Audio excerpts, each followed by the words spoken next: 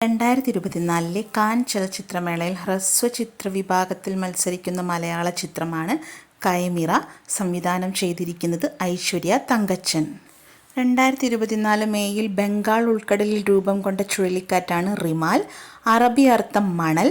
ചുഴലിക്കാറ്റിന് പേര് നൽകിയത് ഒമാൻ. മേയിൽ പ്രകാശനം ചെയ്ത് തെളിച്ചമുള്ള ഓർമ്മകൾ എന്ന പുസ്തകം രചിച്ചത് മാല.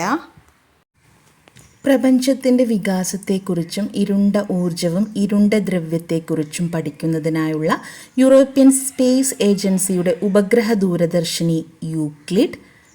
കാൻ ഫിലിം ഫെസ്റ്റിവലിലെ അൺസർട്ടൈൻ റിഗാർഡ് സെഗ്മെൻറ്റിൽ മികച്ച നടിക്കുള്ള പുരസ്കാരം നേടുന്ന ആദ്യ ഇന്ത്യക്കാരിയാണ് അനസൂയ സെൻഗുപ്ത. പശ്ചിമഘട്ടത്തിലെ നെല്ലിയാമ്പതി മലനിരകളിൽ നിന്നും കണ്ടെത്തിയ കാശിത്തുമ്പ ഇനത്തിൽപ്പെട്ട പുതിയ സസ്യമാണ് ഇംപേഷ്യൻസ് മിന്നാംപറൻസിസ്.